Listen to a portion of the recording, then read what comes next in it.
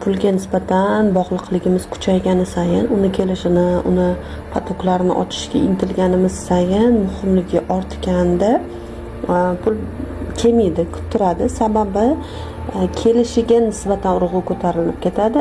Pulni o'zini energetikasiga emas, balkim kelishi uchun, ya'ni kelmayapti. Biz o'ylaymizki, pul kelishini kutdik, mana patoklarni ochishga harakat qildik, pul bo'yicha o'zimiz ustimizda ishlayapmiz deganimizda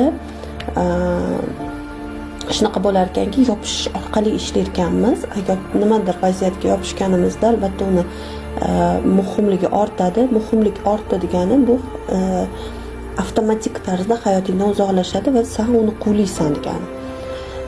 Kelayotgan pular nimagadir to'xtab qoladi bu paytda. Sababi muhimlik yuqoriga o'tib ketdimi, o'zingdan, payg'ambaringdan sallallohu alayhi vasallam yoki bo'lmasam Allohdan tepaga ko'tarilib ketdimi pulni muhimligi, u avtomatik tarzda bizni nazdimizda o'sha muhimlik pastga tushishi kerak bo'ladi balans qonuniga ko'ra. Va men u darajada muhim emasman.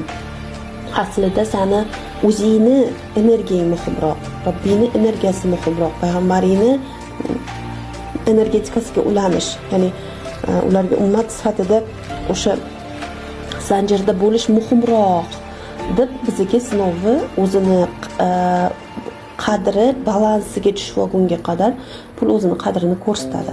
Qaysi ma'noda kim muhimligi ortgani sayin pulda avtomatik tarzda muhimlik normaga tushmagunga qadar, balansga tushmagunga qadar, balansdan o'tib ketgani uchun o'sha darajagacha bizada hayotimizga kirib kelmaydi va avtomatik tarzda biz qattiq kutganimizda uni balansini ko'tarib yordikmi, to uni balansi muhimligi pastga tushib, sen ham eng muhim paytda kelmas ekansan deydigan nazarga o'tmagunimizga qadar, buni muhimligini balansga keltirishim kerak ekan, bu mendan muhim emas ekan degan ongli ravishdagi anglashga kelmagunimizga qadar pulni energetikasiga ulana olmas ekanmiz va izobiliyani ham hayotimizda his qila olmas ekanmiz. Kelishi mumkin ma'lum bir ehtiyojlar uchun kelar ekan, lekin undan ortib ketmas ekan. Masalan, mazza qilib pul energiyasida pul energiyasini his qilgan holda barokatda yashashga kelmas ekan. Shuni tushunib angladimki, demak pulni ham balansidan ortiq fokusni qaratish va haddan tashqari faqat pulni o'ziga urg'u berish emas, balkim boshqa qonunlarni ham inobatga olgan holda yer sayyorasidagi pulni muhimligi ham bor, lekin u seni muhimligingdan tepaga chiqib ketish kerak emas degan balansga olib kelganimizdagina biz pulda erkin harakatlanar ekanmiz. Shuning uchun ham pul bilan qattiq mahkam ushlab olib ishlayotganda pulda ataylab qilgandek pul to'xtab qolishi, pulda yana bloklanib qoldim, nimani anglashim kerak deb tovlaganimiz sayin u hayotimizga kirib kelmasligi boshlanар ekan. Mana shuni balansga keltirib olsak va pul muhim yer sayyorasida, lekin normadan tepaga ko'tarilishi kerak emas. Men muhimman, meni energetikam muhim.